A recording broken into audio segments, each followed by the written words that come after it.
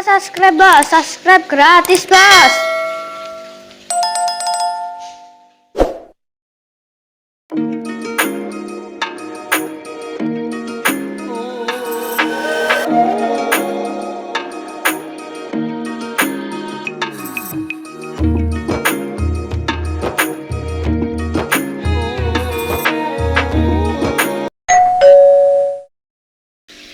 Assalamualaikum warahmatullahi wabarakatuh.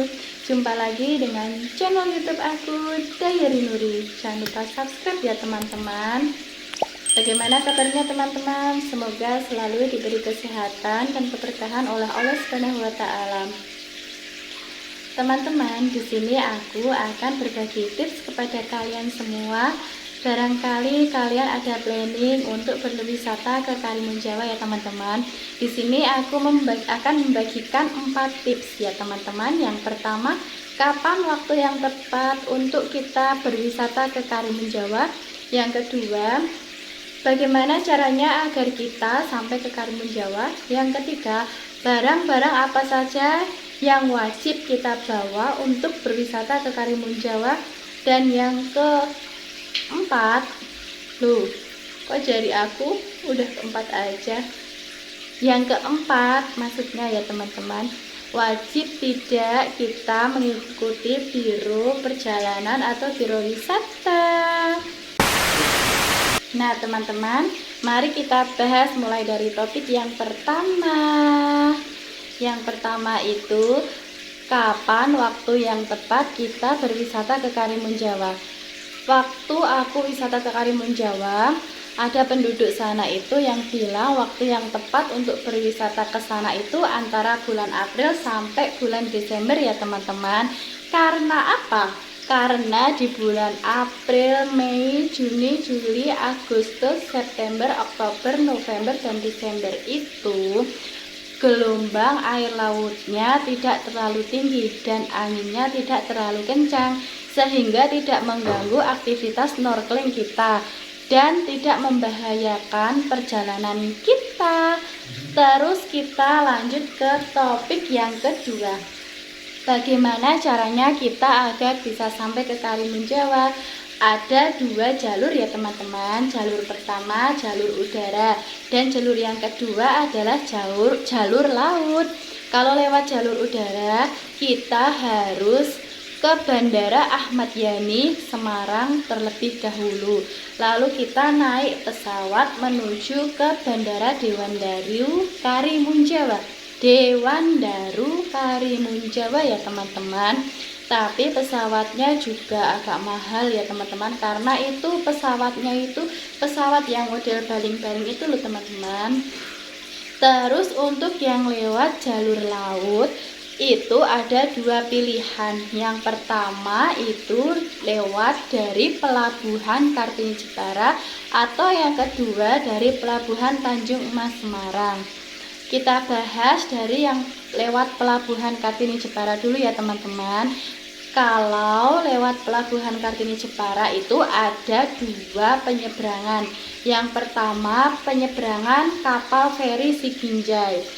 Ini lebih murah ya teman-teman, tapi waktu tempuhnya kurang lebih 5,5 jam dari pelabuhan sampai ke Karimun Jawa.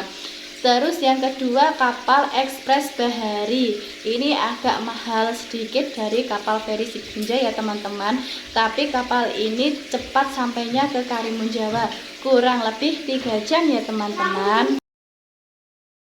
Teman-teman, kita lanjut bahas untuk penyeberangan kapal feri yang menggunakan kapal Pelni dari pelabuhan Tanjung Mas Semarang ya teman-teman.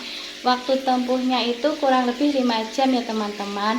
Cuman kalau kita memakai kapal Pelni, kita tidak langsung sampai ke pelabuhan Karimun Jawa. Nanti ada perahu nelayan yang jemput di sekitar perairan Karimun Jawa ya teman-teman.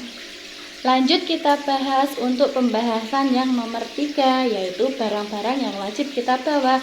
Yang pasti baju ganti dilebihkan ya teman-teman, karena di sana itu kita bakal mainan air, snorkeling, dan juga main pasir dan kotor-kotoran yang pastinya. Yang kedua, camilan dan makanan seperti roti ya, makanan instan. Soalnya di sana itu jarang ada toko, nggak banyak banget. Terus misalkan ada juga harganya agak mahal. Kedua, sandal jepit ya teman-teman. Kalau di pantai enaknya pakai sandal jepit ya. Terus kalau bagi untuk yang perokok berat harus bawa rokok, karena di sana itu rokok mahal teman-teman. Terus yang kelima itu obat-obatan. Kalau kita mabuk laut, kita apalah terluka atau apa, itu yang pasti obat-obatan ya teman-teman. Yang pasti sampo, sabun, peralatan mandi, dan yang gak boleh ketinggalan itu sunblock atau sunscreen ya teman-teman. Lanjut kita ke pembahasan topik yang keempat. Topik yang keempat, perlu nggak sih kita menyewa biro traveling atau biro wisata? Jawabannya perlu nggak perlu. Maksudnya perlu nggak perlu itu jika kita baru pertama kali ke Karimun Jawa, alangkah baiknya ikut biro ya teman-teman, karena kita kan belum tahu lingkungan sana, belum bisa adaptasi, dan istilahnya masih lol gitu loh teman-teman.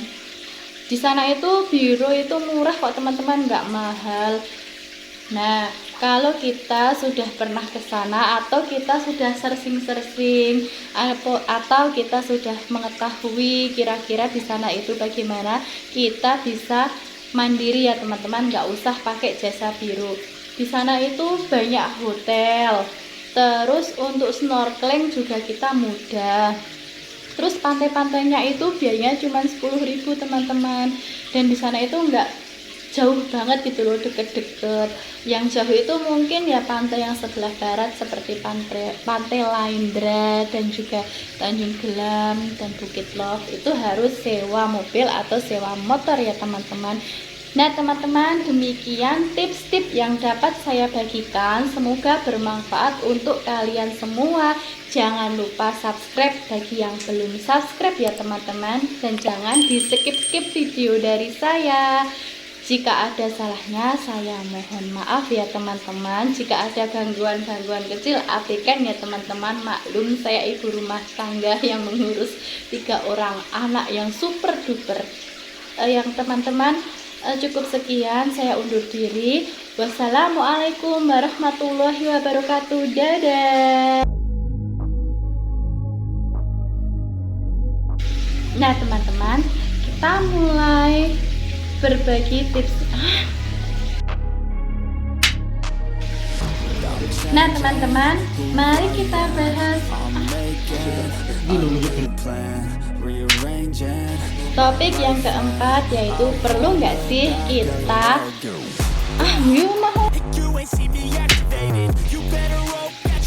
Nah teman-teman, kali ini kita mulai berbagi tipsnya. Yang pertama, Mas Ferry, aku sebelumnya I was destined cause I feel I got the blessing. Persistence and obsession, that's how you keep progressing. I already learned that lesson, yeah.